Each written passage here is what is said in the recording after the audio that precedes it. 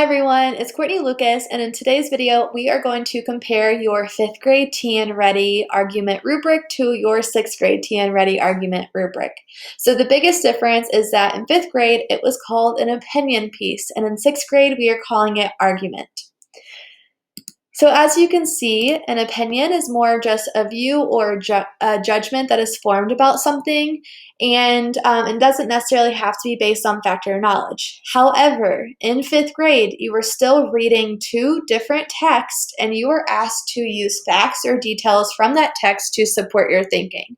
So your prompt, I was looking at a couple of them, and a lot of them was just like, do you think that an extra recess should be given to students? So there's either like a yes or a no answer. And as you can see, when we get into 6th grade, you're choosing like the best answer. So most of the time, it's going to say like, which character overcame the bigger obstacle? Well, both characters overcame obstacles, but which one do you think overcame like the bigger obstacle? So you're going to have to use evidence once again from both texts like you did in 5th grade, but now you're persuading someone of why your answer is better. So the next section is going to be focus and organization. Once again, same thing that you saw in 5th grade, but as you can see in the underlined text, in 6th grade, we are talking about a claim. And remember, claim and thesis are used interchangeably, and we are using that to state or assert your side of the argument.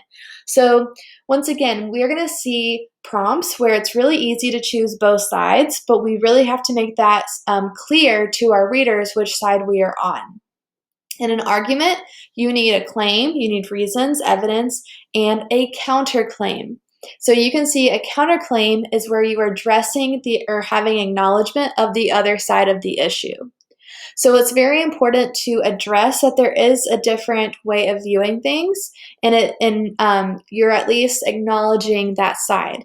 So as you can see, creating cohesion is very important to create that like a uniform argument where it flows together nicely. It's not choppy where you're jumping from one opinion to another.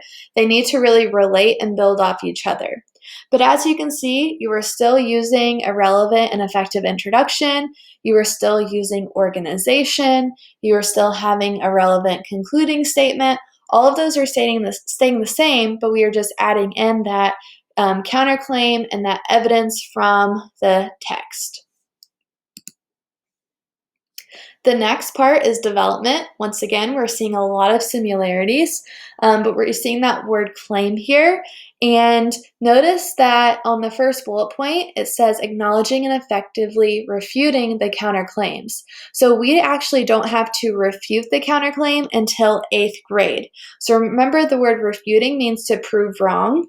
But as a 6th grader, I would encourage you to kind of sprinkle that in and to practice it. So by the time you do get to 8th grade and you are scored on that, you have a firm foundation understanding of what that looks like. So remember, it's called a counter argument, where you are addressing that other side and then disproving it and showing why your side is stronger. The next part is language. And as you can see, we are building on what you did in 5th grade, and we are just adding those two new bullet points. So sophisticated command of syntactic variety for meaning and reader interest. And we see effectively establishing and maintaining a formal style and objective tone. So remember, we're seeing that word objective again, and that means like an objective summary where we're leaving out our opinion or judgment. So going back to that syntactic variety, we just really want to vary our sentence structure so we're not always starting our sentences the same or ending them the same way, or even having the same amount of words, but just making sure we have that variety that keeps our reader interested. And as you can see, our domain-specific vocabulary, we see that we have a footnote there, and that just means that we are using words from that text that is associated with the topic that we are reading. So we're just incorporating that into our essay. And then the next part is our conventions, and once again, they're just the same. We want to make sure that we are using the correct sentence structure, grammar, usage, spelling, capitalization, and punctuation, and making sure that doesn't interfere with the meaning of our essay. So I hope this is encouraging to you that we are just simply building on what you did last year. This is nothing brand new to you, and it's just changing that from that opinion to more of that sophisticated argument where we're stating a claim using reasons, evidence, elaboration, and at least acknowledging that other side with our counterclaim.